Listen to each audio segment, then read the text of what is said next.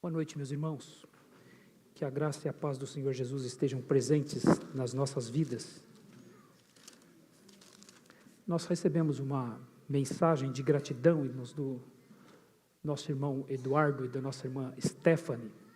Os irmãos acompanharam aí, eles estiveram aí dias de preocupação, de angústia até, com a internação da Melissa. Ela teve que ser transferida para São Paulo. Nós imaginamos o impacto que isso tem, isso teve para eles. E Eduardo mandou uma mensagem hoje agradecendo a igreja, agradecendo aos irmãos pelos gestos de carinho, de oração, e ele disse que se sentiu muito acolhido, a sua família se sentiu muito acolhida pelos irmãos, pelas orações e a forma como os irmãos se manifestaram com eles esta semana. E que Deus continue nos abençoando e nos ajudando, e nós somos gratos a Deus pela alta da Melissa, por ela ter tido alta e já estar em casa. Nós somos gratos por isso.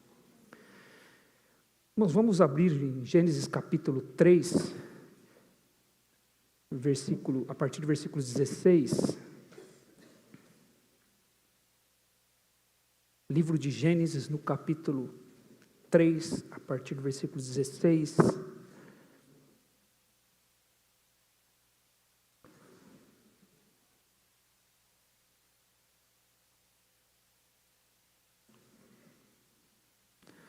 A palavra do Senhor, ela nos diz assim aqui. Gênesis capítulo 3, a partir do versículo 16. Nós estamos vendo aqui os juízos de Deus. Nós vimos domingo passado o juízo de Deus sobre Satanás. E hoje nós vamos ver aí a sequência, o juízo de Deus sobre a mulher, depois o juízo de Deus sobre o homem. E diz assim o texto: E a mulher disse: multiplicarei sobremodo os sofrimentos da tua gravidez, em meio de dores darás à luz filhos. O teu desejo será para o teu marido e ele te governará. E a Adão disse: visto que atendeste à voz de tua mulher e comeste da árvore que eu te ordenara não comesses, maldita é a terra por tua causa, em fadigas obterás dela o sustento durante os dias da tua vida. Ela produzirá também cardos e abrolhos, e tu comerás a erva do campo. No suor do rosto comerás o teu pão, até que tornes a terra, pois dela foste formado, porque tu és pó, e ao pó tornarás. Até aqui. Irmãos, a palavra do Senhor, ela nos fala que nós temos a tendência a viver em ilusões. Desde a entrada do pecado no mundo, essa tem sido a propensão da natureza humana. Nós somos propensos a viver em meio às mentiras, às ideias mentirosas, às ilusões, aos enganos. Os homens desejam viver assim. E nós vemos isso mesmo entre o povo de Deus no Antigo Testamento. No livro de Isaías, no capítulo 30, a partir do versículo 9, Deus repreende o povo de Israel. Falando a respeito deles, Deus diz: porque povo rebelde é este, filhos mentirosos, filhos que não querem ouvir a lei do Senhor. Eles dizem aos videntes, a palavra vidente é uma referência aos profetas daqueles dias. Eles dizem aos videntes: não tenhais visões.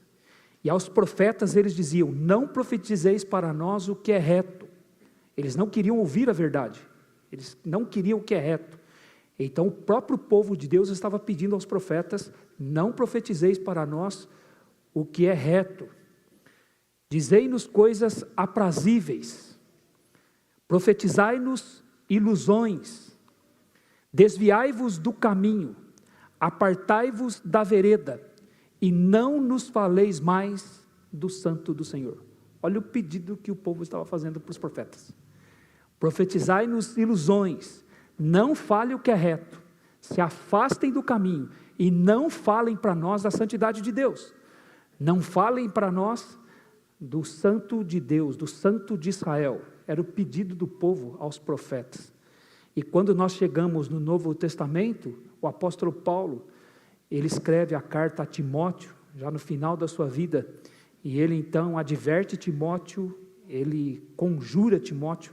Então no capítulo 4 da segunda carta a Timóteo, A partir do versículo 1, o apóstolo Paulo disse para Timóteo: conjuro-te perante Deus e de Cristo Jesus, que há de julgar vivos e mortos, pela manifestação do seu reino, prega a palavra, insta nela, quer seja oportuno, quer não, repreende, corrige, exorta, com toda longanimidade e doutrina, porque haverá o tempo em que não suportarão a sã doutrina. Pelo contrário, cercar-se-ão de mestres segundo as suas próprias cobiças. Ele está falando da nossa geração, que a nossa geração ia se cercar de mestres que falassem coisas cujo coração deseja ouvir, segundo as nossas próprias cobiças, ele diz, como que sentindo coceira nos ouvidos, se recusarão a dar ouvidos à verdade e vão se entregar às fábulas, vão se entregar às mentiras, vão se entregar às ilusões. E ele diz para Timóteo: tu, porém, sê sóbrio, suporta as aflições, faz o trabalho de um evangelista e cumpre cabalmente o ministério que Deus te deu. Então isso nos mostra, irmãos, tanto no Antigo quanto no Novo Testamento, isso nos mostra a tendência que o ser humano tem por fábulas, a tendência que há na natureza humana por ilusões. Mas Deus, através do Evangelho, da sua graça, da sua palavra, Ele nos tira das ilusões, nos tira destas coisas, e nos põe na verdade e nos mostra as coisas como de fato elas são. Nós somos gratos pela palavra do Senhor, nós somos gratos pelo seu Santo Espírito, que nos faz compreender a sua palavra, e se nós estamos aqui hoje, é porque nós queremos ouvir a verdade, nós amamos a verdade, nós queremos ser nutridos por ela, ser confrontados por ela, consolados por ela, e o Senhor, por sua misericórdia e graça, como nós cantamos aqui, Ele tem nos permitido conhecer a sua palavra, e por meio dela Ele tem colocado os nossos pés no chão, e nós temos compreendido assim a sua verdade. Nós temos olhado nessa passagem, nesse texto aqui de Gênesis capítulo 3 e visto o juízo de Deus. Nós vimos que dentre os aspectos que a palavra do Senhor nos mostra do caráter de Deus, um deles é o fato de Deus ser um juiz. Deus, Ele traz juízo sobre a desobediência. E essa passagem aqui continua nos mostrando o juízo de Deus. É mais uma passagem em que Deus nos fala da realidade. É mais uma passagem que Ele nos mostra as coisas como de fato elas são. É uma reflexão, irmãos, que eu digo que ela chega a ser angustiante para nós. Ela é angustiante, mas ela é a verdade. É a realidade. Não há floreios, não há ilusões, não há contornos.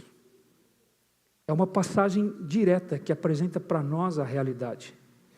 Na passagem anterior, nós vimos que Deus trouxe o juízo sobre a serpente, condenando-a a rastejar todos os dias no seu ventre, comendo pó, numa situação humilhante. Ela foi colocada como um sinal para a humanidade de que Deus julga o pecado. Ele traz juízo sobre o pecado, Ele traz condenação, sentença sobre o pecado. E então o fato da serpente rastejar é uma lembrança constante para nós de que Deus sentenciou Satanás a ser humilhado e condenado eternamente. É uma lembrança de Deus para nós sobre o juízo de Satanás. Deus determinou que Satanás faria o descendente da mulher ser morto, que seria um ferimento no seu calcanhar. Ele feriria o descendente da mulher, mas este mesmo descendente pisaria sua cabeça. Era a promessa de Deus na sua justiça, a promessa de salvação para nós. Satanás levaria Jesus para a cruz, e na cruz a justiça de Deus seria demonstrada. Na mesma cruz em que Satanás estava ferindo o Filho de Deus, no seu calcanhar, este mesmo Filho de Deus estava pisando a cabeça e decretando assim a derrota de Satanás. A cabeça da serpente foi pisada. Então Deus sentenciou Satanás a levar para a cruz o homem que tiraria o pecado do mundo. Satanás mentiu e o pecado entrou no mundo, mas Deus o sentenciou a levar para a cruz o homem que tiraria o pecado do mundo. Então, pelo mesmo ímpeto que Satanás introduziu o pecado no mundo, por este mesmo ímpeto dele, por essa mesma natureza caída dele, Ele levaria o homem para a cruz, e este homem santo, o nosso Senhor Jesus, morreria pelo pecado do mundo. E na morte deste homem, Deus então perdoaria os pecados de todos aqueles que se arrependessem e crescem nele como seu Senhor e seu Salvador. Satanás, que queria destruir a humanidade, foi condenado a levar para a cruz o Salvador da humanidade. Fez parte da condenação de Satanás. Este foi o juízo de Deus sobre ele. Deus demonstrou sua graça e sua misericórdia em meio ao juízo. E agora nós vamos ver aqui o juízo de Deus sobre a mulher. Nós sabemos que Deus havia dado o mandamento para eles, para o homem e a mulher, não comer da árvore do conhecimento do mal, e se eles comessem, eles morreriam. E Adão deveria transmitir isso para a mulher, de fato ele fez.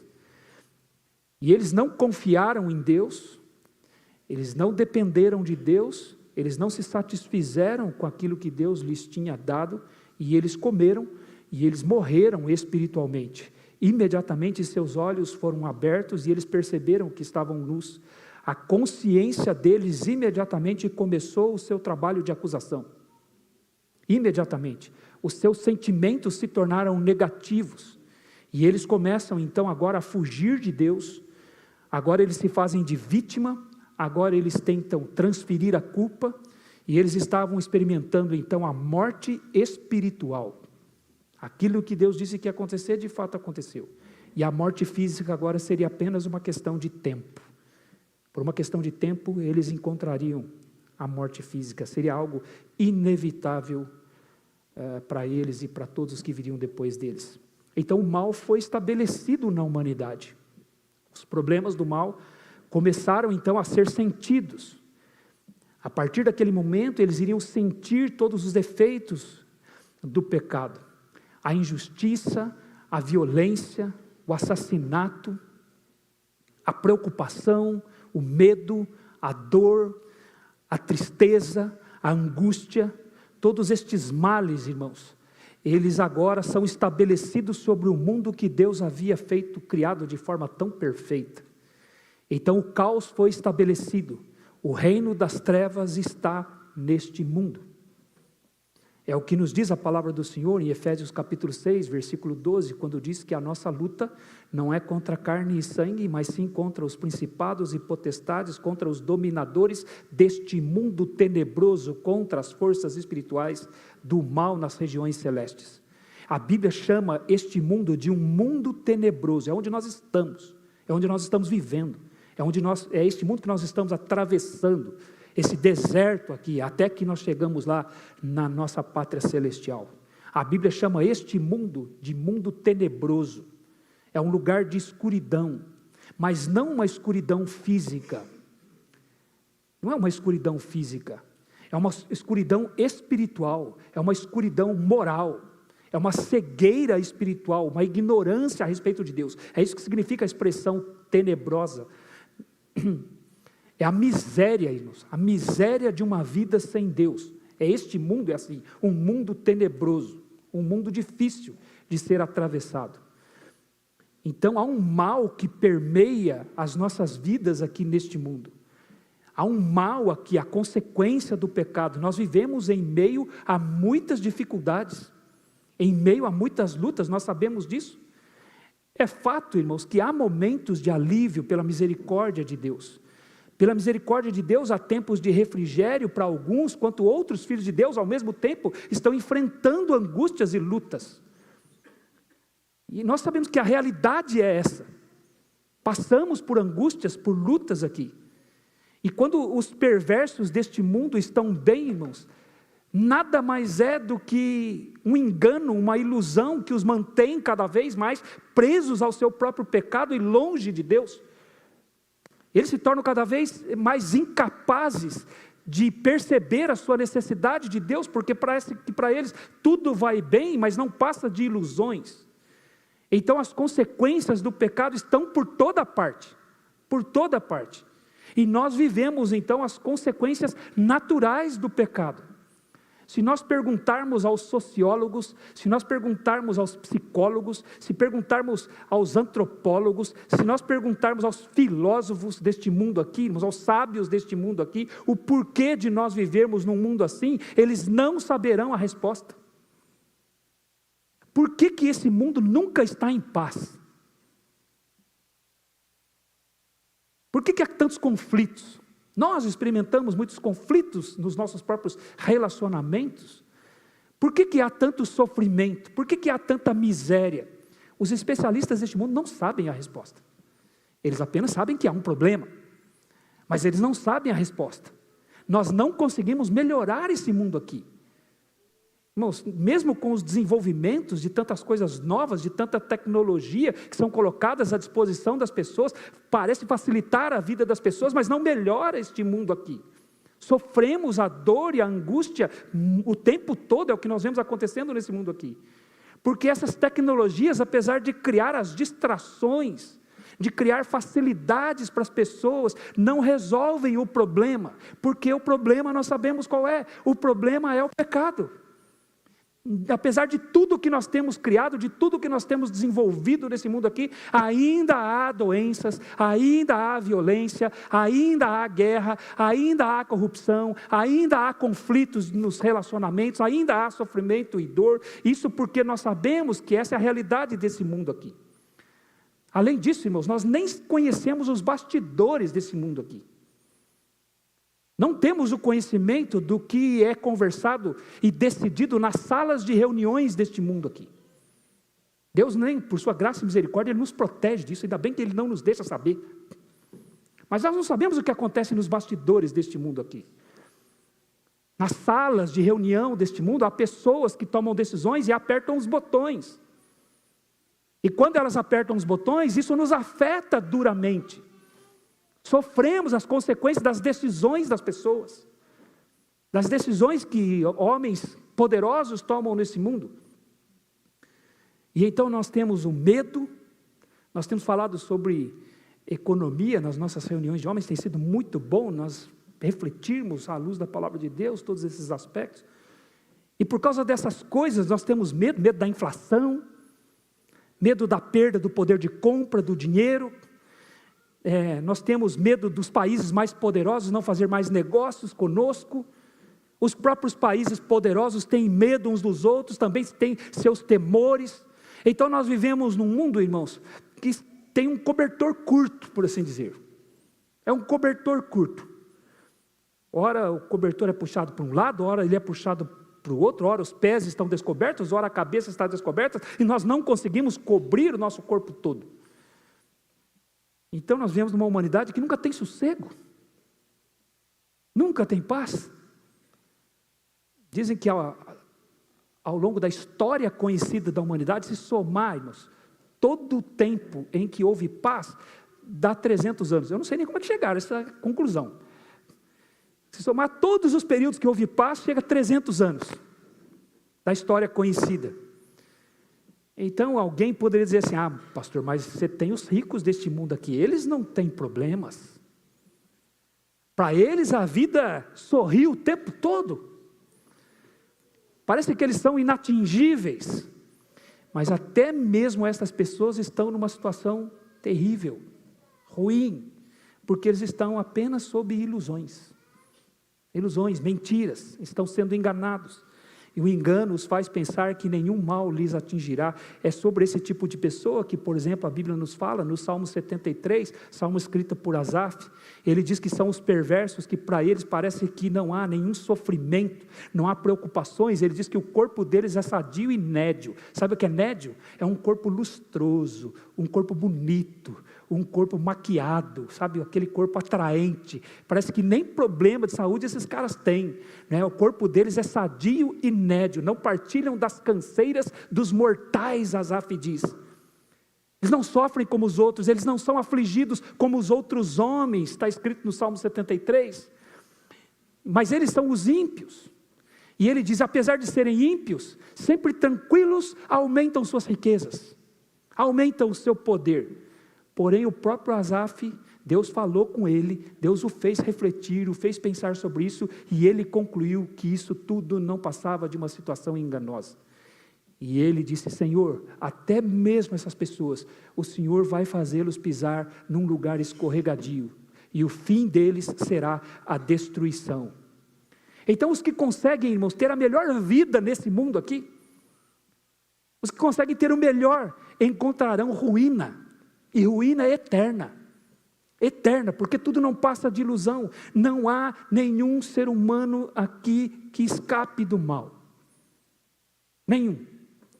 Jó, ele disse: o homem nascido de mulher vive por breve tempo, e é cheio de inquietação. Sabe o que significa inquietação? Preocupação, angústia. O homem nascido de mulher vive por breve tempo, e nesse breve tempo é cheio de inquietação. Moisés escreveu no Salmo 90, os dias da nossa vida sobem a 70 anos, ou em havendo vigor a 80, e neste caso o melhor deles é canseira e enfado, e nós passamos rapidamente e nós voamos. Salomão, analisando essa vida, ele diz: eu vi ainda as opressões que se fazem debaixo do sol, vi lágrimas dos que foram oprimidos, sem que houvesse alguém para consolá-los, vi a violência na mão dos opressores, sem que alguém os consolasse. Pelo quê? Olha a conclusão que ele chega: tenho por felizes os que já morreram. Felizes são os que já morreram, porém, tenho por mais felizes ainda os que não nasceram, os que ainda não nasceram. Aquele que não nasceu, não viu ainda as más obras que se fazem debaixo do sol. Salomão nos diz no livro de Eclesiastes. Então, irmãos, as consequências do pecado, eles estão por toda parte, desde aquele dia em que os nossos primeiros pais pecaram. As angústias fazem parte da vida nesse mundo aqui, esse mundo tenebroso. As consequências estão aí. Mas há algo, irmãos, que acontece nesse mundo aqui. Há algo que acontece nesse mundo aqui, que nós não podemos dizer que são as consequências gerais do pecado. Há coisas que acontecem que nós não podemos incluir nisso aqui. Há angústias específicas que afligem a humanidade, e são o resultado direto do juízo de Deus. O resultado direto. Não são generalizações que se abatem sobre todos, são o juízo específico de Deus por causa da desobediência a Ele. Não é a morte, irmãos, a qual Deus disse que aconteceria se Adão o desobedecesse, não são estas angústias que estão por aí, é um resultado direto do juízo de Deus, e é o que nós vemos nos versículos de 16 a 19, Deus, ele traz o juízo sobre a mulher e traz o juízo sobre o homem. É uma assinatura de Deus. Uma assinatura do nosso Senhor. É uma lembrança constante do juízo de Deus sobre o pecado. É o que essa passagem aqui nos diz. É o que ela nos mostra. Essa passagem, irmãos, ela nos mostra que Deus, ele mantém a lembrança constante do seu juízo sobre o pecado. E isto é graça. Ele não quer que vivamos nas ilusões. Ele não quer que vivamos nas mentiras.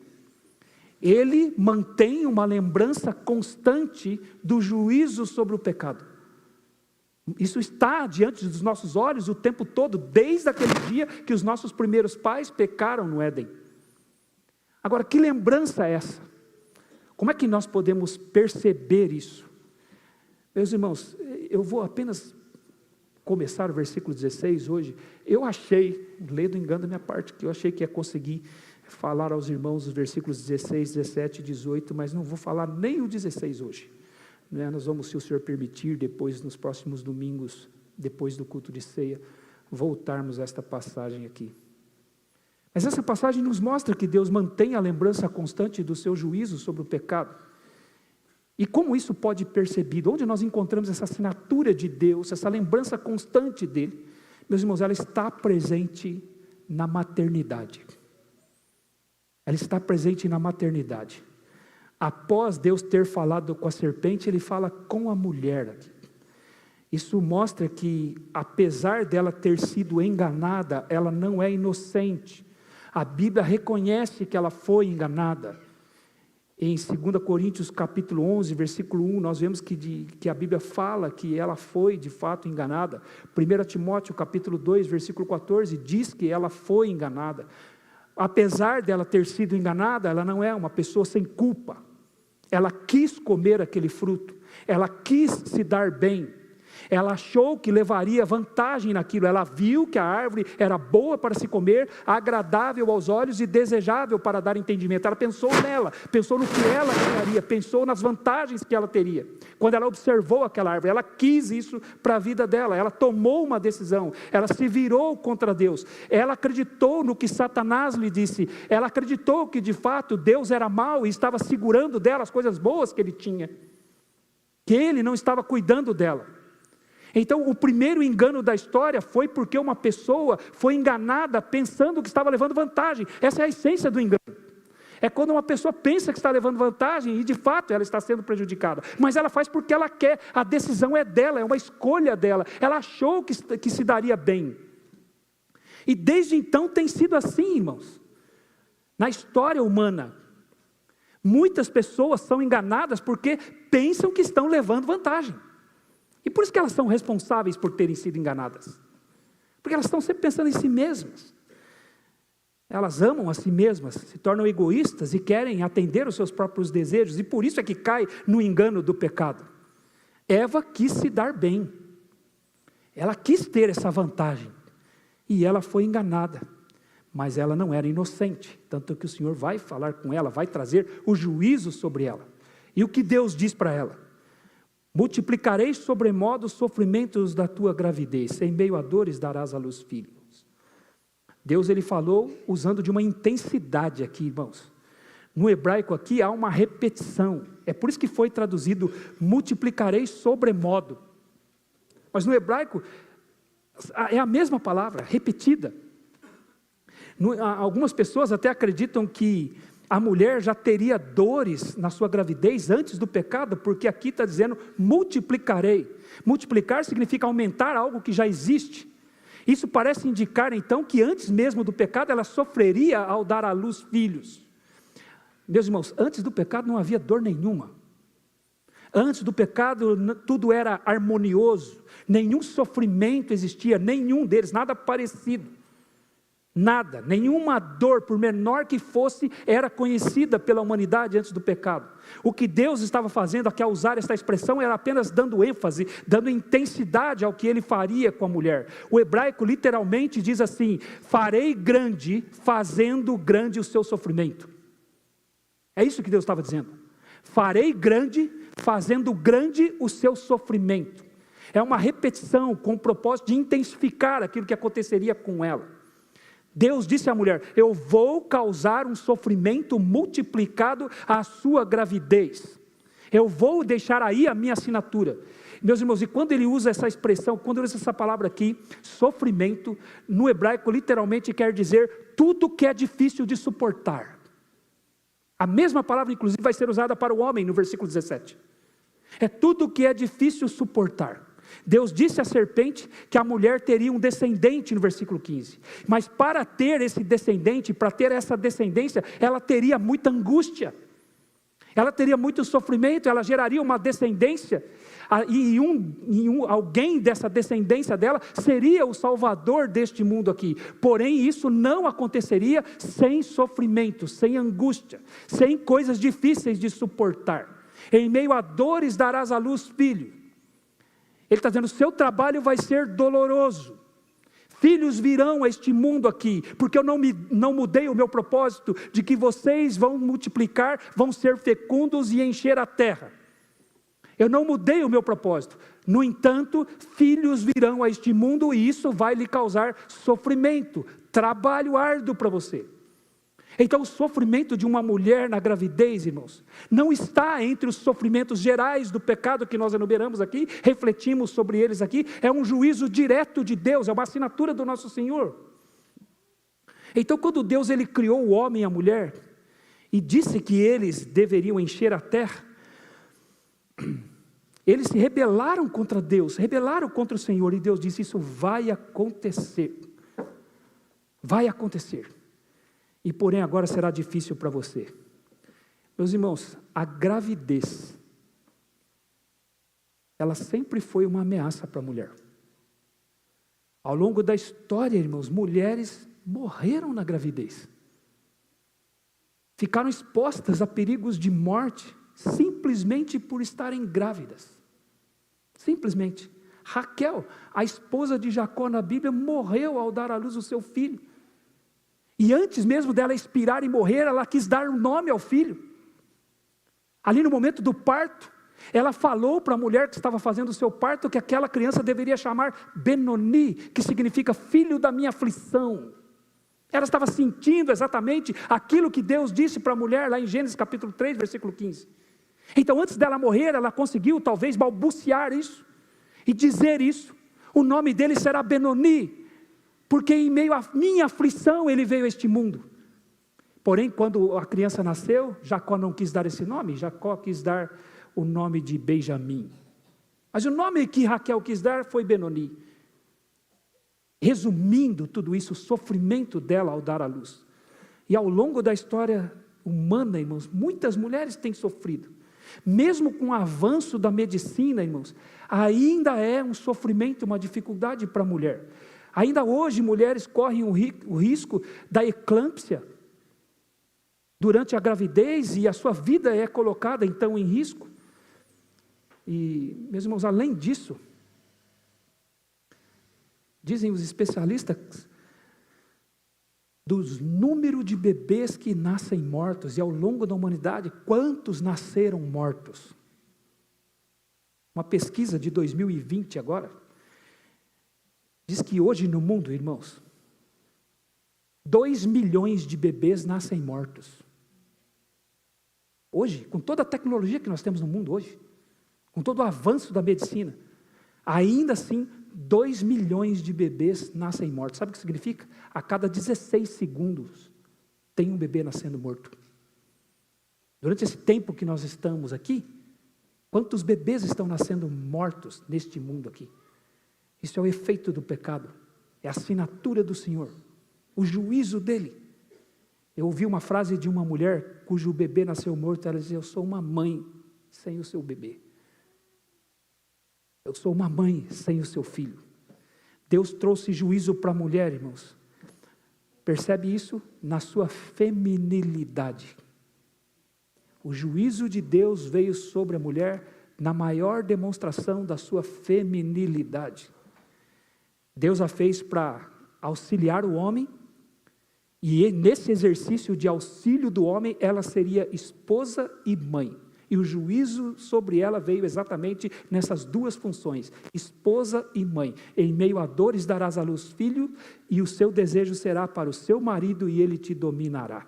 Ele vai te governar. Então o sofrimento da mulher está onde ela vive. Assim como você vai ver que o sofrimento do homem está onde ele vive. E onde a mulher vive no plano de Deus, onde a mulher vive no propósito de Deus, é no lar.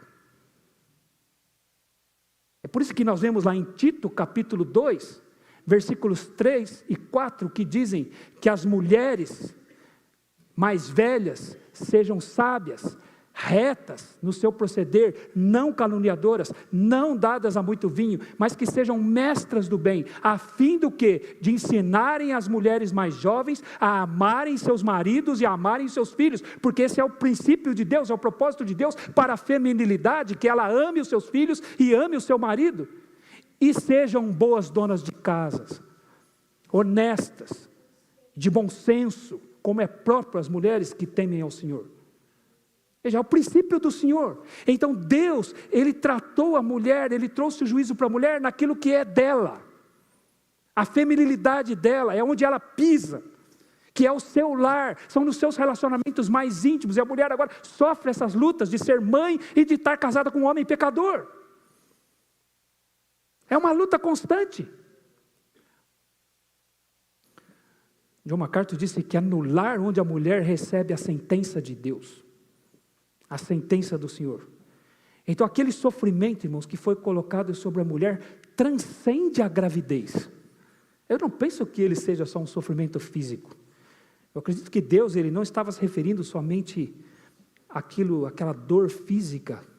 Ele estava falando da própria maternidade. O que é a maternidade, né? Maternidade é uma experiência dolorosa.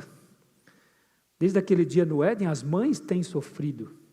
Elas sofrem pela gravidez e depois sofrem pelas preocupações que vêm depois dela.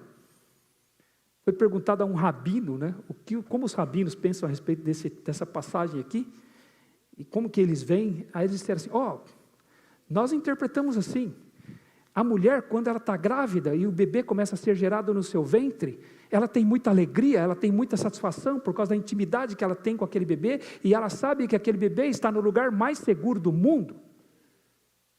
Nada falta para ele enquanto ele está no ventre dela. E ela goza daquele período, então desfrutando daquela intimidade com o seu bebê que está ali dentro dela. Mas tão logo ele nasce, começa o sofrimento dela. Era assim que esse rabino colocou a interpretação deles. Porque quando ele nasce, o bebê nasce, ela já sabe que ele não está mais no lugar mais seguro do mundo. Ele está agora no lugar mais inseguro, que é exposto a esse mundo aqui. Então ela já começa a ter preocupação se ele está doente, se ele vai morrer. Ela começa a ficar preocupada com este mundo mal aqui. Ele começa a se ausentar, se separar dela, ela começa a perder esse relacionamento íntimo com ela, e o sofrimento então começa a contar dia a dia na vida dela. Agora, é fato, irmãos, que há uma grande alegria em ter filhos. A Bíblia nos fala sobre isso. Jesus disse em João capítulo 16, versículo 21, que a mulher, quando está para dar à luz, ela tem medo, ela tem tristeza, porque é chegada a sua hora. Quando vai chegar a hora do menino nascer, ela sabe que ela vai sofrer muitas dores. Mas depois de ter nascido um menino, ela já nem se lembra daquela dor, pelo prazer que ela teve de ter vindo ao mundo um homem. Então é óbvio que a Bíblia até reconhece, você vê, há uma alegria na gravidez. Mas a mulher vive então um misto de tristeza e alegria quando ela está gerando filhos. Então o ser mãe é uma experiência, irmãos, de tristezas e preocupações. As mulheres, elas sofrem durante a gravidez, sofrem ao dar à luz, e depois que seus filhos nascem, elas sofrem com preocupações constantes. Constantes. Elas colocam seus filhos num mundo que elas sabem que é mau. E então vem as preocupações com tudo que acontece, que nos acomete nesse mundo aqui. Vem a preocupação com vírus, com germes, com bactérias. Vem as preocupações, o medo de que um acidente aconteça com o seu filho e ela já não o tenha mais. Depois vem as preocupações com as pessoas más deste mundo. Quando você lê o livro de Provérbios, logo no capítulo 1, o pai está falando para o filho, porque aquele filho cresceu, aquele filho vai começar agora a ter tempo fora de casa. Então aquele pai tem que dizer para aquele filho: filho meu, se os homens maus querem seduzir-te, não o consintas. Se eles disserem, vem após nós, vamos seduzir os homens, vamos dominar os homens, vamos armar armadilhas para eles, vamos matá-los e depois vamos nos apossar das coisas deles, não consinta isso, meu filho, não vá após estes homens. Então aquele pai, aquela família sabia que seu filho cresceu, ele vai para um mundo que vai querer seduzi-lo e arrastá-lo para o que é mal. Agora, se essa mãe é crente, se ela sabe o que a palavra do Senhor diz, ela sabe que o próprio desejo do coração do seu filho tende a afastá-lo dela. Então é temor o tempo todo, é preocupação o tempo todo, é angústia o tempo todo. Ela quer livrá-los disso, mas os próprios corações de seus filhos os levam para isso. Então elas sofrem, são angústias, é uma luta constante. Elas são mães pecadoras agora, que geraram filhos pecadores, e eles nascem com uma disposição para o que é mal. Eles não nascem com a disposição para ir para o Senhor, eles nascem com a disposição para fugir do Senhor. Então, irmãos, nós precisamos ser realistas, né? A palavra do Senhor é realista. Mães sofrem o tempo todo. A própria Maria, irmãos, que teve um filho que não é pecador. Quando chegou o tempo em que José e Maria tinham que levar Jesus ao templo para ser apresentado ao Senhor, Simeão estava lá, dirigido pelo Espírito Santo, e ele tomou o menino nos seus braços e disse: ó Senhor, despede em paz o teu servo, porque os meus olhos já viram a tua salvação. E ele louvou ao Senhor por isso. Mas aí, segurando aquele menino, ele olhou para Maria e disse: este menino está destinado tanto para a ruína, quanto para o levantamento de muitos em Israel. E uma espada traspassará o teu coração. Como mãe, você vai sofrer por causa desse menino aqui. O menino não tinha pecado, Mas os nossos pecados seriam colocados sobre aquele menino, e ela como mãe ia sofrer isso ao ver o seu filho naquela situação. E Simeão disse para ela: uma espada traspassará a tua própria alma, o teu coração vai ser atravessado, por você ser a mãe deste menino aqui, para que se manifestem os pensamentos de muitos corações. Maria foi bem-aventurada, a mãe do Salvador, mas não escapou dos sofrimentos da maternidade. Não escapou. Uma espada traspassou a sua própria alma. Irmãos, esta é uma realidade. Mães sofrem, mães sentem dor, mães sentem angústia por causa dos seus filhos.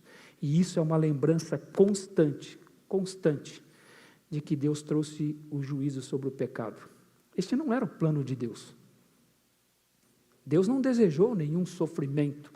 Ele não desejou esse tipo de coisa acontecendo conosco. O pecado é que levou a isso. São os efeitos do juízo de Deus sobre Eva e o que acontece com as mulheres desde então. Agora, o que isso tudo significa, irmãos? O que isso tudo significa? Será que significa que Deus está dizendo para as mulheres: apenas aceite esta realidade, suporte as dores e as angústias de ser mãe? Será que é isso que Deus está dizendo para vocês, irmãs? Apenas aceite essa realidade, suporte as angústias de ser mãe? Será que não há nenhuma maneira de encontrar alívio? Será que não há nenhuma esperança? Deus disse para a serpente que haveria um Salvador. Isso significa que uma sentença foi colocada sobre Satanás que envolvia a graça, como nós vimos domingo passado. E isso certamente, imediatamente, deu uma esperança para a mulher. Deu uma esperança para ela. Aquela situação não seria assim para sempre. As obras de Satanás, elas seriam destruídas. Então Eva imediatamente foi chamada a viver pela fé agora no Senhor. Agora ela viveria aguardando então a redenção de todas as coisas. Agora ela viveria na esperança. E essa esperança, irmãos, era para ser vivida todos os dias, desde aquele dia, quando o Senhor prometeu que haveria um Salvador. Ser mãe certamente lhe causaria sofrimento, mas ser mãe também nutriria nela esta esperança. Nutriria nela essa expectativa de Deus aliviar tudo aquilo que foi a consequência do pecado, as obras de Satanás então sendo destruídas. O ser mãe daria esta esperança. Isso causaria nela então uma alegria, apesar de tudo aquilo que o pecado trouxe como sofrimento. É o que Deus diz em 1 Timóteo capítulo 2. Abra sua Bíblia em 1 Timóteo capítulo 2.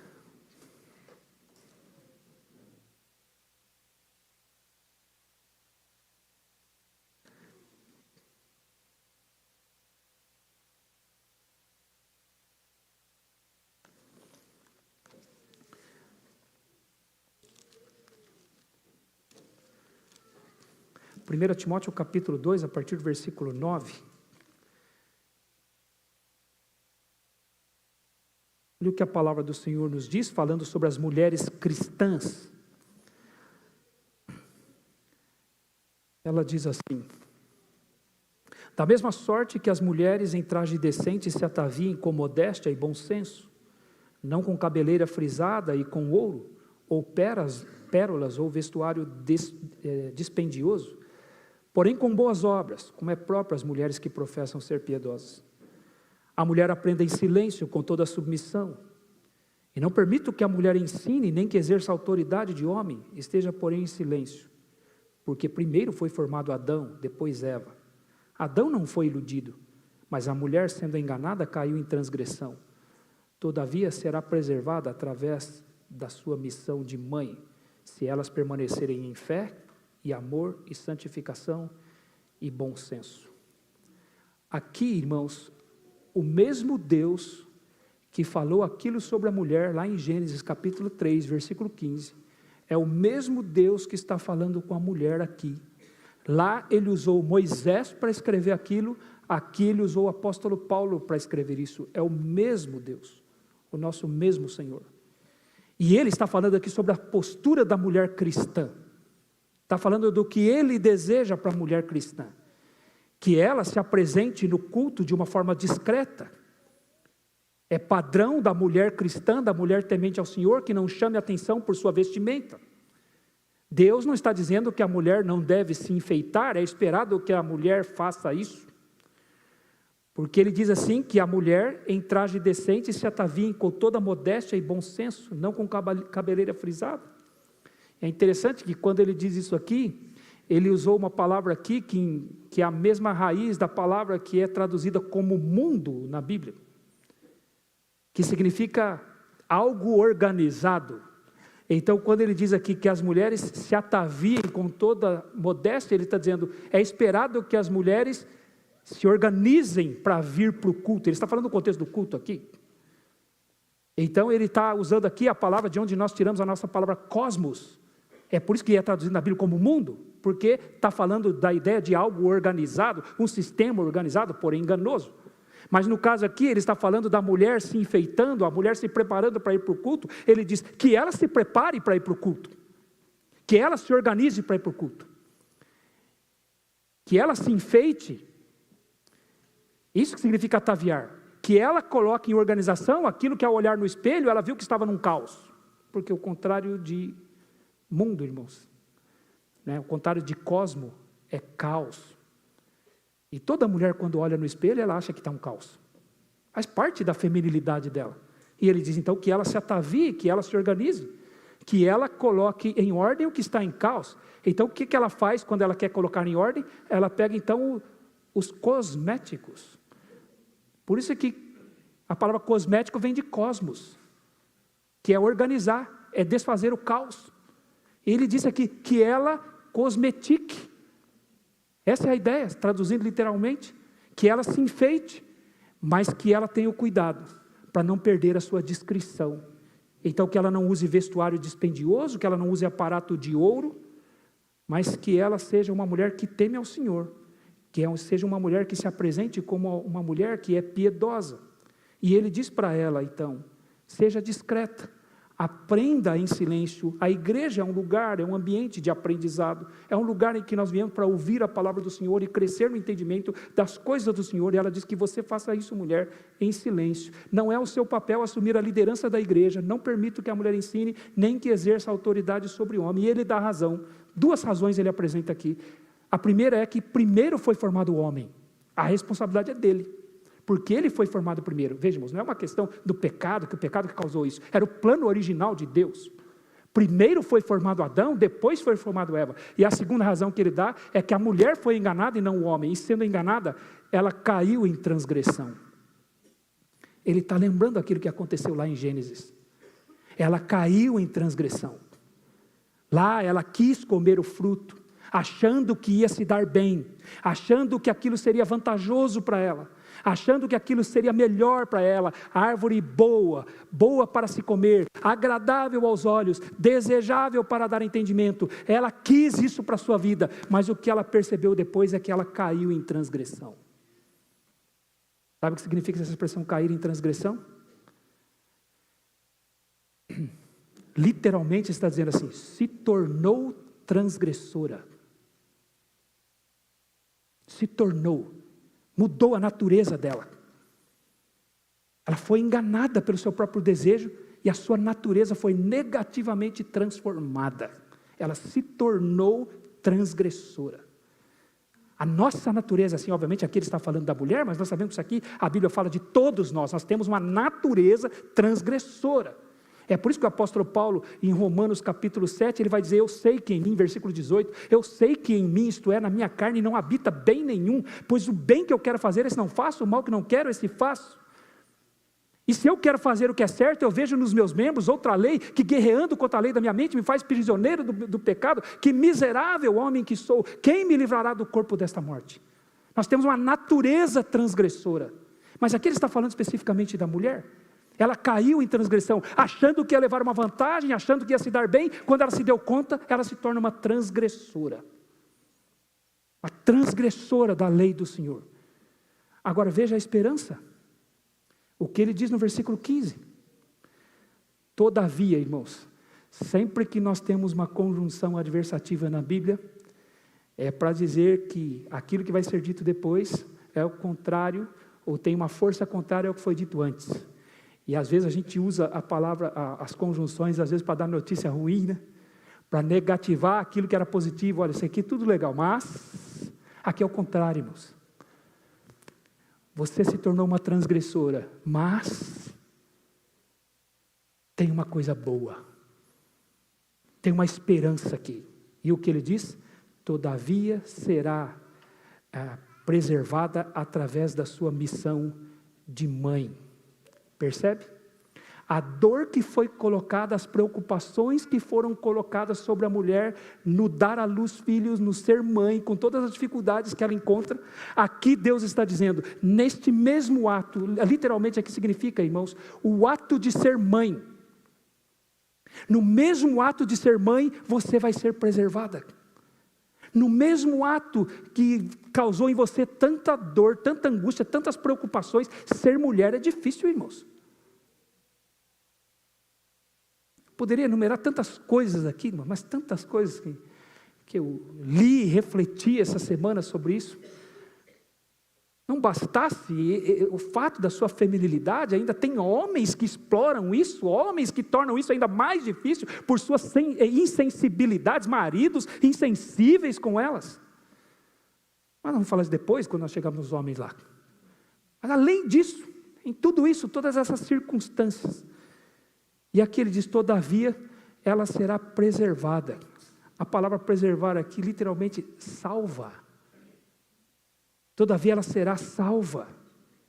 Agora, não é ser salva da condenação eterna, ele não está falando da salvação da alma aqui, ele está falando ser salvo deste mal que caiu sobre a maternidade, sobre a feminilidade dela. Realmente ela foi enganada, ela caiu, mas essa não é a condição final para a mulher cristã, é o que ele está dizendo. Não é a condição final para ela. Há algo aqui que liberta ela dessa condição ruim do pecado. E como é então que ela pode se ver livre dessa condenação ruim, dessa condição ruim, melhor dizendo? Esse mal que caiu sobre a maternidade dela, como é que ela pode se ver livre disso? Como é que ela pode escapar disso? Como é que ela pode escapar dessa preocupação que é ser mãe e ter filhos, né? Como é que a mulher pode escapar dessa marca que ficou nela? Essa marca, esse estigma, como uma transgressora. Ele diz, é pelo ato de ser mãe, pela missão de mãe, pelo ato de ter filhos. Se o pecado fez a mulher sofrer, irmãos, ao ter filhos, a graça de Deus faz da mulher se livrar deste mal ao ter filhos. A graça de Deus faz a mulher se livrar disso ao ter filhos. Ela recebeu a sentença de Deus de sofrer isso, mas pela graça de Deus ela é preservada ao ter os seus filhos. Agora, irmãos, isso não acontece pelo simples ato de trazer filhos ao mundo. Não é assim. Isso aqui não é uma bênção para todas as mulheres. Isso é uma bênção para as mulheres que creem no Senhor Jesus. Tudo é centrado em Cristo, irmãos. Tudo é centrado em Cristo. Isso é uma bênção para as mulheres que creem no Senhor Jesus Cristo como seu Senhor e seu Salvador. Então elas reinterpretam toda a humanidade à luz da graça de Deus, da salvação em Cristo Jesus. Tudo ganha um novo significado, porque agora ela anda na luz, em comunhão com o Deus que é a luz. Ela enxerga tudo como Deus mesmo enxerga através da sua graça, da sua misericórdia, da promessa dele de salvação. Então isso é uma bênção, irmãos, para as mulheres verdadeiramente cristãs. E elas podem ser consoladas, porque o Senhor Jesus carregou no seu corpo a maldição dos nossos pecados. Nós cantamos isso aqui. Este é o poder da cruz. Ele carregou. E é por isso que a mulher crente no Senhor Jesus Cristo não precisa conviver com as angústias do pecado. Ela tem a esperança em Cristo Jesus. Ela pode então ser preservada, é o que ele diz. Ela pode ser salva disso. Ela pode ser salva dessa angústia, dessas preocupações que caem sobre qualquer mãe. Ela tem muita preocupação, tem obviamente os seus medos, mas a mulher cristã pode ser preservada, é o que Deus está nos dizendo. Agora, há uma cláusula condicional aqui. Como ela pode ser preservada? Ele diz, ela será preservada através da sua missão de mãe, se Tem uma cláusula condicional aqui. Por isso que isso aqui não é para todas as mulheres. São para as mulheres, a bênção é a promessa de Deus para as mulheres que creem nele.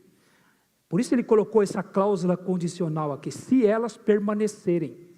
Se elas creem no Senhor Jesus e continuam sendo fiéis a Ele, continuam permanecendo nele, então elas recebem esta libertação do Senhor, do efeito que o pecado, que o juízo do próprio Deus trouxe para ela, porque esse juízo depois Deus aplica no seu próprio Filho, Cristo Jesus. Então ela pode ser livre permanecendo. Permanecer, irmãos, significa se manter no lugar em que Deus a colocou. Mas que uma mulher pode ser livre,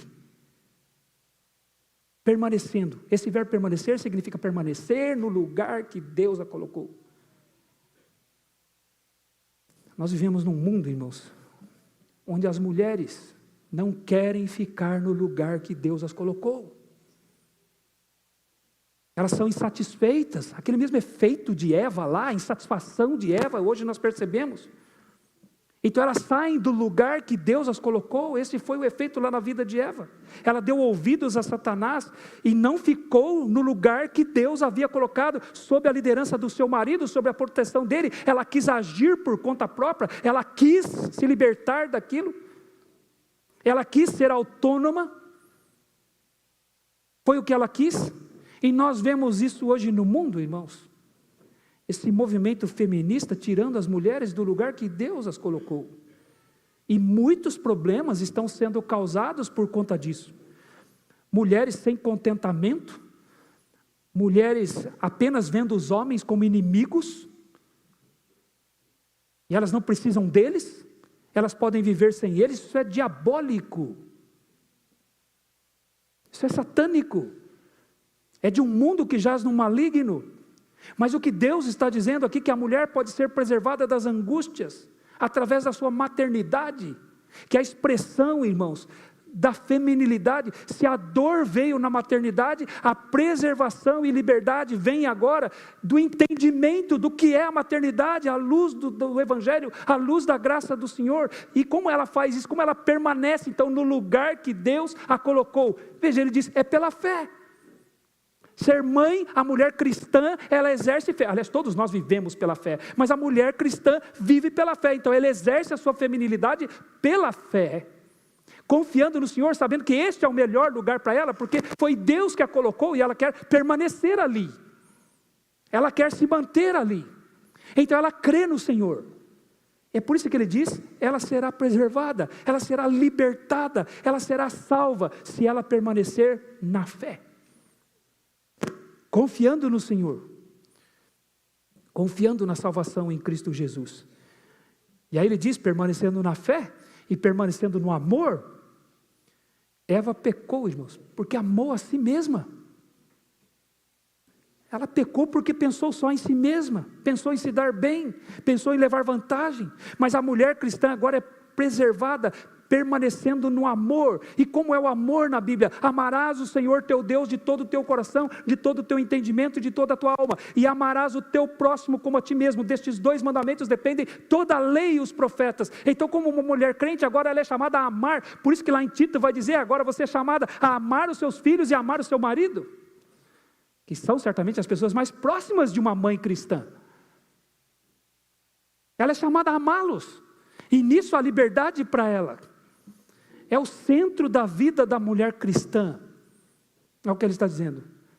Se o peso do pecado foi colocado sobre os seus relacionamentos mais íntimos, é o que nós vemos lá. Aumentarei sobremodo a dor da tua gravidez, em meio a dores darás à luz filho, e o seu desejo será para o teu marido. Os relacionamentos mais íntimos dela, ela encontra conflitos agora. Mas Deus está dizendo que por meio do Evangelho, agora ela pode ser liberta disso, quando ela aprende então a amar seus filhos e a amar o seu marido, como uma mulher cristã. Então ela deve permanecer no amor. E aí, irmãos, quando eu leio a palavra amor na Bíblia, me abre um leque assim. Como dá vontade de repetir tudo aquilo que eu sempre repito para vocês aqui, do que é o amor. Amor não é um sentimento, amor é uma decisão pautada no poder do Espírito Santo em nós. Ele é que nos concede a capacidade de amar, sem Ele nós não vamos amar ninguém, somente a nós mesmos. É por isso que o fruto do amor, do Espírito é amor, alegria, paz, longanimidade, benignidade, mansidão, domínio próprio. É um amor, que não é pensar em si mesmo, que foi exatamente o que ela fez lá em Gênesis capítulo 3. Quando ela viu que a árvore era boa, pensou em si mesma e quis aquilo. Aquilo não foi amor, aquilo foi amor por si mesma. E o que destrói as nossas vidas é o amor que nós temos por nós mesmos. O que cria angústias para nós é o amor que nós temos por nós mesmos. E você vê num mundo aí, o tempo todo esse discurso aí. E você tem que se amar. E você vem para a palavra do Senhor, não, você não tem que se amar. Você tem que amar a Deus e amar o próximo. Deixe o resto com Deus. Deixe que Ele cuide de você. Se ela permanecer no amor, ela é liberta. E diz aqui, se ela permanecer em santificação, que é fugindo do pecado, evitando tudo aquilo que desagrada o seu Salvador. Fugir é a nossa luta constante. Fugir do pecado que está tão arraigado em nós. Por isso que o apóstolo Paulo diz, esmurro o meu corpo e o reduzo à escravidão, para que tendo pregado a outros, não venha eu mesmo ser desqualificado, porque a nossa luta constante é contra o nosso pecado. Santificação significa fugir disso o tempo todo. E ele diz isso com bom senso. O que significa bom senso? Domínio próprio. Bom senso é se dominar. Eva pecou porque não controlou seus desejos. Viu que aquela árvore era boa, não controlou isso e comeu. E caiu em transgressão. Se tornou uma transgressora. Mas a mulher cristã, pela presença do Espírito Santo na sua vida, ela pode exercer o domínio próprio. Então, a mulher cristã tem a possibilidade de criar filhos piedosos. Se ela permanecer no amor, eles vão aprender o que é o amor a Deus e o amor ao próximo. Se ela permanecer na fé, eles têm a oportunidade de aprender com ela o que é a confiança no Senhor. Se ela permanecer em santidade, eles vão aprender, terão a oportunidade de aprender o que é fugir do pecado. E se ela tiver domínio próprio, seus filhos poderão aprender que a vida não é feita de tudo o que eles querem, quando querem e do jeito que querem. Então seus filhos terão um testemunho dentro de casa, de uma mãe piedosa, e isso é um grande testemunho que pode levá-los à fé em Cristo Jesus. E certamente, este é o maior consolo que uma mãe pode ter. Que os seus filhos professam a fé no Senhor Jesus Cristo. Que eles confiam no Senhor Jesus Cristo. Então a mulher cristã tem um novo entendimento. Ela tem um novo entendimento do que significa ser mãe. Para ela, ser mãe é uma missão de fé, amor, santificação e domínio próprio. E ela vê nisso a oportunidade de criar filhos fiéis para o Senhor. Se o pecado trouxe angústias, preocupações para ela na sua maternidade, o Evangelho traz alívio. Alívio pela graça do nosso Senhor Jesus Cristo. Ela é preservada. Amém? Vamos orar? Vamos agradecer ao Senhor. Nosso Deus e Pai, nós queremos te agradecer, Senhor, pela tua palavra. Queremos te agradecer, Senhor, por o Senhor nos tirar das ilusões, nos tirar das mentiras, ó Pai. Aquilo que nos cerca e nos assedia, Senhor, o tempo todo neste mundo aqui, Senhor. Ó Pai, nós não poderíamos encontrar, Senhor, estas coisas, ó Pai, estes pensamentos, Senhor, em nenhum outro lugar, Senhor, senão somente em Ti, por meio da Tua palavra, Senhor, por meio da Tua igreja, que o Senhor mesmo diz que é a coluna e baluarte da verdade. Então nós queremos Te agradecer, Senhor, pela verdade do Evangelho. Te agradecer, Senhor, por o Senhor colocar os nossos pés no chão e não nos permitir, Senhor, que vivamos, Senhor, neste mundo de ilusões que enganam e prendem, escravizam, Senhor, as pessoas no seu próprio pecado. Nós queremos Te agradecer, Senhor, por termos sido libertos pelo Teu Filho Jesus Cristo, por termos conhecido nele a verdade, Senhor. Meu Pai, isso nos faz, de fato, ver as coisas, Senhor, desta forma, Senhor. A realidade deste mundo aqui, ó Pai, então nós queremos Te agradecer por isso. porque nós encontramos a esperança, Senhor, de que este mundo vai passar, como o Senhor mesmo nos diz, que este mundo, Senhor, haverá de passar. E nós sabemos, ó Pai, que estamos então aqui de passagem, como peregrinos e forasteiros, aguardando aquele dia que o Teu Filho virá nos buscar, e então todas estas angústias, Senhor, se findarão definitivamente. E, ó Pai, nós queremos Te agradecer por esta esperança, então, que nos dá essa liberdade de podermos reinterpretar as coisas, ó Pai, à luz, Senhor, desta esperança, à luz do Evangelho do nosso Senhor Jesus Cristo. E as Tuas filhas, ó Pai, mulheres cristãs, Senhor, mães, podem ver, Senhor, nesta missão, Senhor, de ser mãe, esta alegria, Senhor, esta esperança, Senhor, que só as Tuas filhas, Senhor, as quais estão sob a Tua graça, podem entender e compreender. Meu Pai, então, em meio a estas dores que nos assolam, nós queremos Te agradecer pelo Evangelho, pela esperança e o consolo que nós temos nele. E eu peço ao Senhor, Pai, cuida, Senhor, das mulheres, filhas do Senhor, ó Pai.